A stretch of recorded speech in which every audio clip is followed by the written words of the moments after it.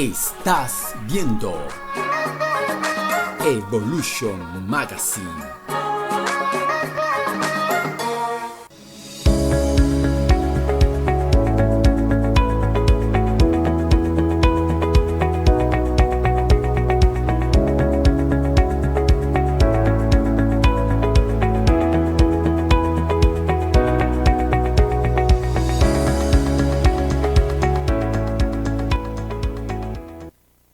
Bien, estamos de vuelta hablando con la doctora Karen Paredes, internista reumatólogo, acerca del lupus. Recuerden que quien llegó tarde para la entrevista, a las 4:30 tenemos reposición del espacio y en la tarde a través de mi canal de YouTube Ingrid Liendo queda colgada, por supuesto, todas las entrevistas que se realizaron el día de hoy. ¿Cuáles son los riesgos de aquellas personas que padecen lupus, doctora? El riesgo va a depender, es relativo y es precisamente lo que también comentamos, va a depender de la severidad de la enfermedad. Generalmente quienes padecen mayor riesgo son las formas más severas, porque precisamente aumentan o incrementan en estos pacientes las tasas de mortalidad. Sin embargo, en muchos casos, precisamente por ser una enfermedad inmunológica, la mayoría de las tasas, por ejemplo, de mortalidad que se han visto, están asociadas a la actividad de la enfermedad, a la predisposición o al riesgo de algunos procesos infecciosos y, como comenté, de algunas complicaciones renales, neurológicas, trombóticas, entre otras. Más no es la excepción de la regla, o sea, no quiere decir que una persona que tenga lupus obligatoriamente va a pasar por una parte crónica de la enfermedad. Depende, no, o sea, todo depende. Depende en el sentido de que esto de por sí es una condición crónica. No se cura, es una enfermedad que precisamente se controla y es por ello que debemos tomar todas las medidas, tanto no farmacológicas como farmacológicas en estos tipos de pacientes, precisamente para evitar o acumular el daño a órganos importantes, a órganos diana. Vamos a ir haciendo preguntas del público porque sé que hay preguntas que son obviamente relacionadas con el tema, como por ejemplo, ¿puedo tomar sol?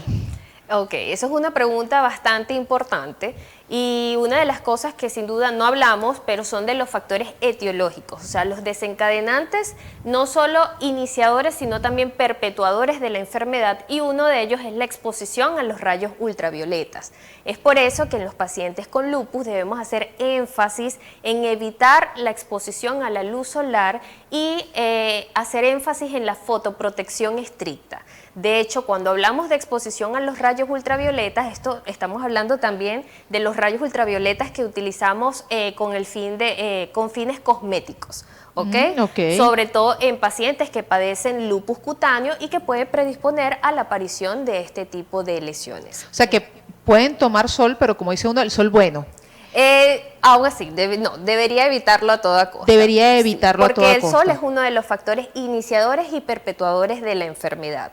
Y por ello debemos en estos pacientes insistir en el uso estricto del protector solar y que por ende, como sabemos, el sol es una de las principales fuentes exógenas de vitamina D, entonces son pacientes que tienen un mayor riesgo de deficiencias del mismo, por lo que debemos hacer o cuantificar los niveles, hacer seguimiento del mismo y suplementar en dado caso.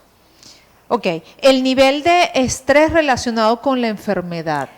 Sin duda también es otro factor iniciador y perpetuador de la enfermedad. Existen muchos y dentro de ellos precisamente está el estrés, la ansiedad, la depresión, y es por ello que debemos implementar o incentivar al paciente a crear estrategias de autogestión, estrategias donde te permitan adoptar conductas para tratar de controlar esos factores que sin duda son disparadores y perpetuadores. Sin embargo, no es necesario, o sea, lo digo por una prima, no es necesario dejar de trabajar, quizás es aprender a controlarse, quizás hacer yoga, autocontrol, o sea, llevar la enfermedad. Exactamente, y de hecho en eso debemos hacer mucho énfasis, en la autogestión. El paciente con lupus debe conocer su enfermedad y crear estrategias para poder llevar a cabo o tener un mejor pronóstico del mismo, ¿ok? Uno de ellos sin duda es el control del estrés. ¿Cómo lo vamos a controlar? Son pacientes donde debemos incentivar a la meditación, a la actividad física que trabaje cuerpo y mente, como el yoga, el tai chi, incluso pilates, ¿ok? Y crear estrategias e incluso, si lo merita, dependiendo de la severidad, un control, bien sea por un psicólogo o un psiquiatra. Perfecto. Bueno, esta es una pregunta muy repetitiva. Si tiene cura. Este creo que es la pregunta que más hicieron, si tiene cura. Bueno, precisamente por ser una condición autoinmune y crónica, esta es una enfermedad que no tiene cura, pero que perfectamente puede ser controlada. Y en eso debe dirigirse nuestro objetivo del tratamiento, tratar de lograr un buen control de la enfermedad, y estos pacientes perfectamente, o en la gran mayoría de ellos, pueden llevar un estilo de vida completamente normal, siempre y cuando exista lo que llamamos un compromiso, no solo por parte del médico, sino también por parte del paciente. Otra de las preguntas muy frecuentes es si es hereditario, que ya habló de eso, pero bueno, vamos otra vez a repetirlo. No, no es una enfermedad hereditaria, y como comenté previamente, hablamos de una predisposición genética. Hay una susceptibilidad de padecer la enfermedad, y es aquí cuando debemos hacer mucho énfasis en nuestro estilo de vida. No solo en la gestión del estrés, de la ansiedad, sino llevar un estilo de vida más saludable, con una alimentación equilibrada, realizar actividad física, mantener un peso adecuado y evitar también el consumo de cigarrillos y consumo moderado de alcohol.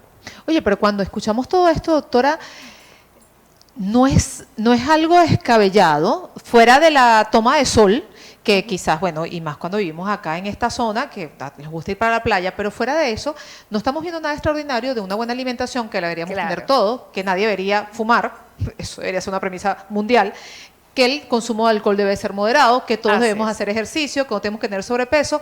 Realmente no es nada extraordinario. No es nada extraordinario, y es en lo que sin duda debemos hacer más énfasis, porque muchos esperamos que nuestras enfermedades se controlen solo con tratamiento farmacológico, cuando las medidas no farmacológicas son tan importantes para un buen pronóstico de la enfermedad, e incluso evitar la activación de la misma. Por lo que te digo, sobre todo si tenemos antecedentes en la familia de enfermedades autoinmunes, que no solo debe ser el lupus, puede ser otra condición autoinmune neurológica de tipo reumática, entre otros, incluso tiroideas, ¿ok?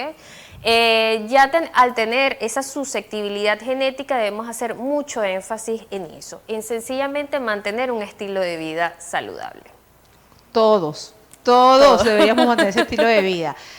¿Qué no, además de tomar sol, qué no debe hacer un paciente con lupus, que esté prohibido 100%? Bueno, tomando en cuenta los factores etiológicos, es lo que comenté. O sea, evitar no solo la exposición a la luz solar, sino también los estrógenos están muy relacionados también con la fisiopatología de la enfermedad, por lo que en pacientes con lupus debería evitarse el consumo de anticonceptivos a base de estrógenos. Sin embargo, hay ciertas excepciones. Evitar, como comenté, el consumo de cigarrillo, el consumo moderado de alcohol y todas las medidas que ya había comentado previamente. Y también hacer mucho énfasis en el esquema de inmunización, ¿ok? Debido a que existen algunos virus que están más relacionados en la activación también de la enfermedad, por lo que debemos hacer no solo previo al diagnóstico, sino también durante el mismo. ¿Se puede llevar al final una persona que con esto que quizás uno escucha hablar del lupus y prende como todas las alarmas porque compromete tanto, pero se puede llevar una calidad de vida con el lupus si se cumple con estas premisas que, repito, deberíamos llevarlo todo? ¿Se puede llevar una calidad de vida sin problema? En la mayoría de los casos sí, pero va a depender mucho del tipo de la gravedad de presentación de la enfermedad. La mayoría puede cursar con un buen pronóstico. De hecho, las tasas de supervivencia en lupus durante las últimas décadas, o por lo menos durante los últimos 5 años, han mejorado increíblemente, no solo por el tratamiento farmacológico que contamos hoy en día, ¿no? Pero sí, con un buen tratamiento, con mantener un estilo de vida saludable, con tu control estricto con el médico reumatólogo o cualquier otra especialidad, dependiendo del caso, perfectamente las tasas de supervivencia pueden mejorar considerablemente y el paciente puede llevar una vida completamente normal, o por lo menos aproximarnos a ello. Una de las preguntas que quedó por allí pendiente, que me hicieron, que estoy recordando en este momento, es si una persona puede o siempre debe tomar medicamentos? Me imagino que depende cómo esté el grado de la enfermedad. Dependiendo de la severidad, sin embargo, hay fármacos que forman parte del estándar de atención, ¿ok? Por lo menos uno de ellos, y va a depender de la severidad, está dentro de las primeras líneas de tratamiento, los glucocorticoides. Sin embargo, es importante acotar que los glucocorticoides son para mejorar los síntomas a corto plazo, no es un tratamiento a largo plazo. Va a depender de la severidad de la enfermedad, pero debemos tomar en cuenta todos los factores o los eventos adversos que acarrea el consumo crónico del mismo. Sin embargo, existe un tratamiento, en este caso los antimaláricos, específicamente la hidroxicloroquina, o muy bien conocido también como el plaquinol, debe formar como la base del tratamiento en todo paciente con lupus, a menos que exista alguna contraindicación, precisamente por todos los beneficios que acarrea el mismo. Mejora las tasas de mortalidad, disminuye el riesgo de brotes, mejora el perfil lipídico de los pacientes, incluso puede disminuir hasta el riesgo de lo que llamamos bloqueos cardíacos congénitos en los casos de lupus neonatal, en aquellas madres portadoras de algunos anticuerpos específicos, así como también el riesgo de eventos trombóticos, y disminuye también el riesgo de daño a órganos específicos, ¿ok?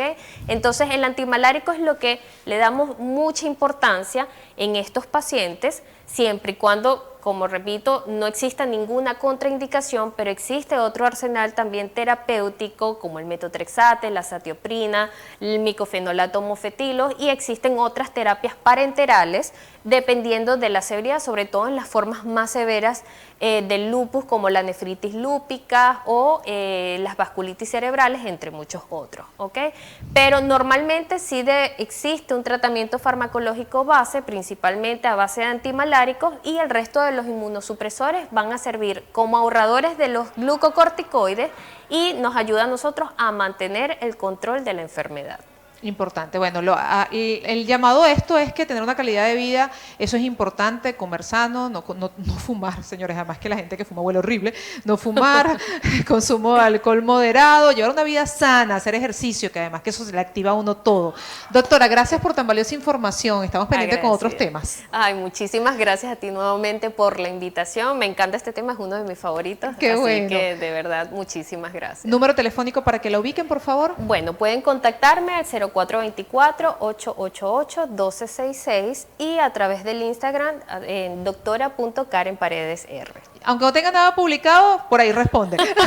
Sí, no muevo mucho en las redes, pero ahí estoy. Gracias, doctora. Agradecida a ti, Ingrid. Señores, nos vamos. Recuerden que a las 4:30 reposición de este espacio. Agradecido con mi querido Víctor Hernández por Mi Estilismo, ubicado en el Centro Comercial Dorado de Nueva Barcelona. Aquí están sus redes sociales y número telefónico, TFC Sport 58, encargados de mi entrenamiento. Yo sí entreno todos los días a las 6:15 de la mañana, también clases 7:15, 8:15, 5 de la tarde estamos full, y para los niños, lunes, martes y viernes. 4:30 reposición en pocos minutos a través de mi canal de YouTube, Ingrid Liendo Evolución Maga. Si se les quiere mucho, bye, buen provecho.